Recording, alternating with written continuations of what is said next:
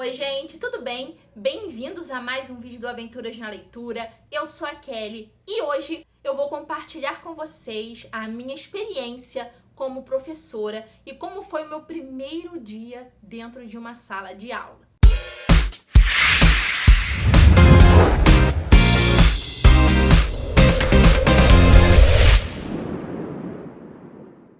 No Instagram eu recebi alguns pedidos numa caixinha de sugestões que eu deixei lá, e algumas pessoas pediram para eu comentar como foi o meu primeiro dia em sala de aula.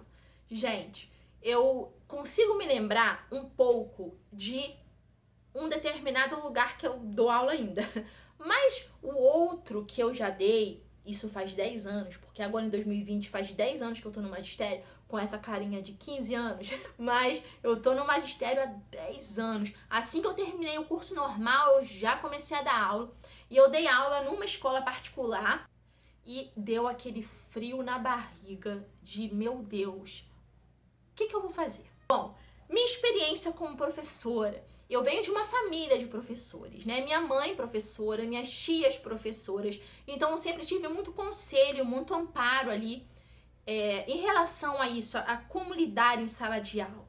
Quem faz normal ainda tem a oportunidade de ver um pouco a sensação ali de estar em sala de aula. Onde eu fiz o curso normal, que inclusive, infelizmente, hoje em dia a gente tem cada vez menos lugares oferecendo o curso normal, o curso magistério no ensino médio, infelizmente, que eu aprendi muito onde eu fiz. A gente participava de projetos com as crianças, a gente ficava o dia inteiro na escola porque a gente tinha estágio a cumprir em várias séries, em vários anos. Então eu aprendi muito na prática desde o meu curso normal. Desde a época que eu fazia normal, eu tinha uma noção do que era sala de aula.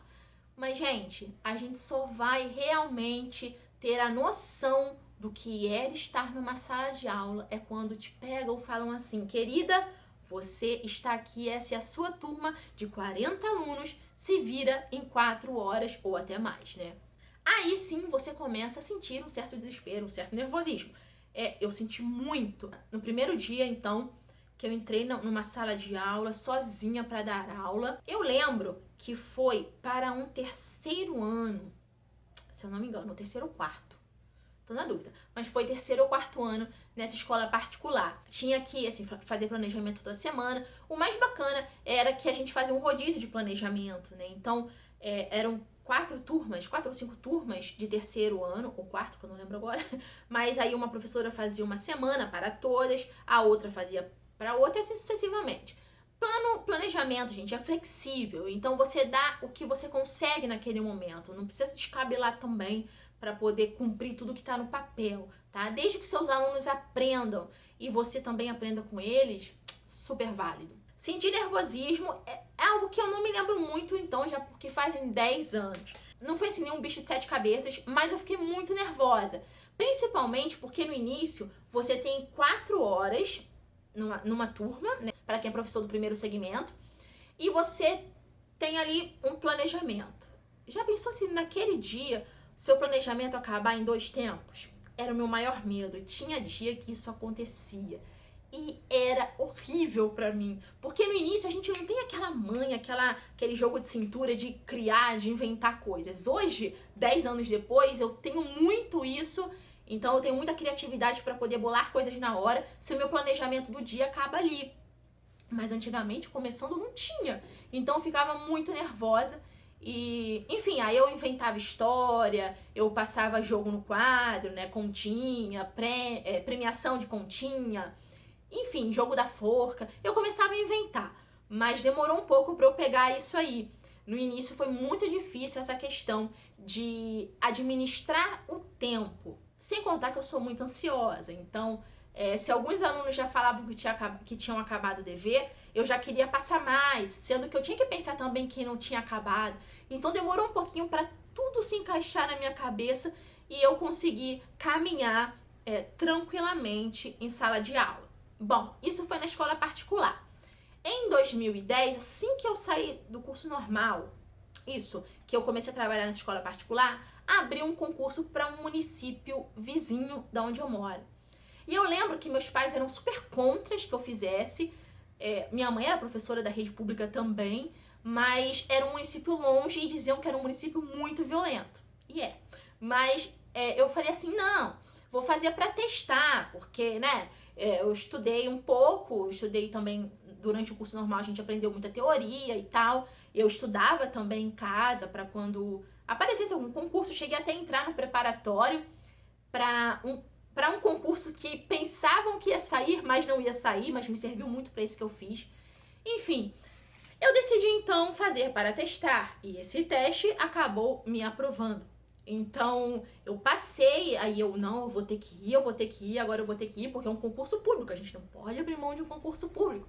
Enfim, passei, gente. Tô nessa escola até hoje, já vai fazer 8 anos agora em 2020, que eu sou professora do ensino público. É o meu maior orgulho, sabe? É lutar pela educação pública, proporcionar uma educação pública de qualidade para os meus alunos. E não é fácil, tá? Mas isso é assunto para outro vídeo, porque a gente tem inúmeros problemas, muitos problemas. E como foi o meu primeiro dia de aula nessa escola pública que eu dou aula até hoje? Gente, esse dia sim me deixou muito nervosa, porque me colocaram num quinto ano. Eu lembro até hoje. E a gente tem no quinto ano do ensino público crianças de todas as idades. A gente tem desde crianças que têm a faixa etária para estar ali. Quinto ano é o quê? 10 anos, se eu não me engano. 10, 11 anos, né? Mas a gente tinha alunos de 13, de 14. E alunos que, por serem maiores, se achavam no direito de se mostrarem. E eu lembro até hoje que foi que na primeira semana eu pensei em desistir, real. Porque era totalmente diferente do comportamento dos alunos que eu tinha na escola particular, no terceiro ano, quarto, não lembro, para os alunos do quinto ano dessa escola pública. E a gente sabe, né, inúmeros fatores provocam essa diferença de comportamentos. Desde falta de recursos, desde falta de amparo da família, enfim, N motivos.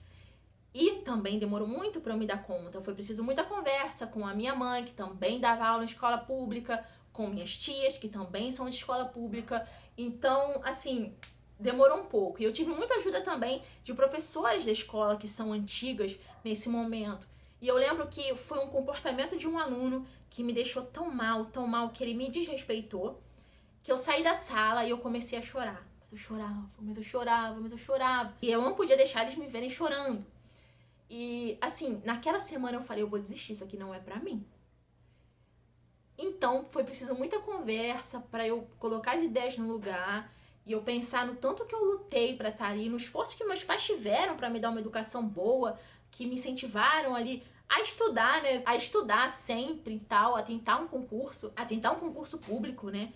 Aí eu falei, não vou desistir por causa disso. E, gente, ainda bem que eu não desisti.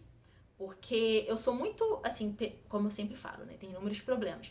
Mas eu sou muito feliz de ser professora de escola pública e de lutar pela educação pública, que é um direito de todos, de toda criança. Toda criança deve estar na escola, precisa estar na escola. Eu trabalho com alfabetização hoje, com o primeiro ano.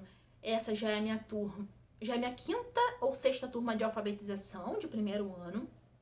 E é uma área que eu gosto muito. Então, a gente tem sempre que estar lendo sobre, tem sempre que estar se informando, procurando novos métodos de ensino, métodos que se adequem àquela turma específica, porque cada turma tem o seu jeito, nenhuma turma é igual. Mas, então, voltando aí ao primeiro dia, esse foi o meu trauma de primeiro dia, mas, gente, todo professor vai passar por isso.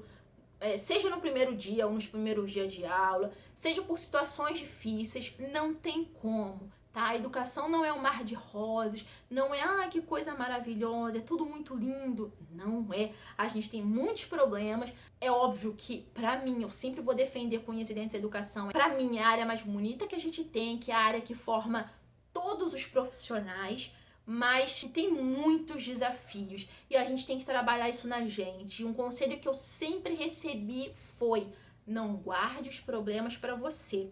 Inclusive, é o conselho que eu dou hoje para muitas amigas. A gente tem a mania de não querer expor os problemas de sala de aula com outros colegas por pensar que aquilo só está acontecendo com a gente porque a gente é um péssimo profissional. E não é assim. A gente tem que falar dos problemas sim, a gente tem que ir lá na sala de professores, comentar, desabafar com os colegas os problemas que você está passando em sala de aula, porque o seu problema pode ser o mesmo problema do seu amigo e vocês dois juntos podem achar soluções para resolver esses problemas. Mais uma questão é quem está fazendo licenciatura, né? Quem faz licenciatura, eu sempre falo, gente, a faculdade não ensina você para a realidade de sala de aula, nem com estágio. Tá? O estágio te dá uma noção, mas não te mostra a realidade escancarada ali de ficar sozinho numa sala de aula com um montão de alunos. Você só vai aprender na prática. A faculdade é ótima na teoria, mas na prática é só você estando ali para aprender. Você só vai aprender com você estando ali e você mesmo procurando métodos que melhorem o que mais está te incomodando, sabe? Então, com o tempo, não precisem ficar nervosos, porque com o tempo tudo se encaixa. No início é sempre aquela euforia, aquele nervosismo, mas depois você vai ver que você vai estar fazendo o trabalho tão levemente, você vai pensar assim, nossa, eu nasci para isso, porque eu sei fazer isso muito bem. O primeiro dia vai ser uma preocupação momentânea. Não sintam medo. Aliás, sentir medo é normal, mas vai passar, tá? Não tem por que ficar desesperado. É comum ficar desesperado? É comum ficar nervoso? Mas isso vai passar. Você vai ver que aos poucos você vai se adaptando, você vai achando a melhor forma de dar aula, de entender e de ouvir os seus alunos, também de ser ouvido. Então, aos poucos, tudo vai se encaixando.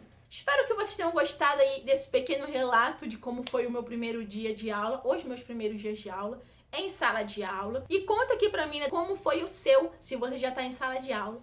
Não esqueçam de curtir o vídeo, se inscrever no canal e de me acompanhar nas redes sociais. A gente se vê na próxima. Até lá. Tchau, tchau.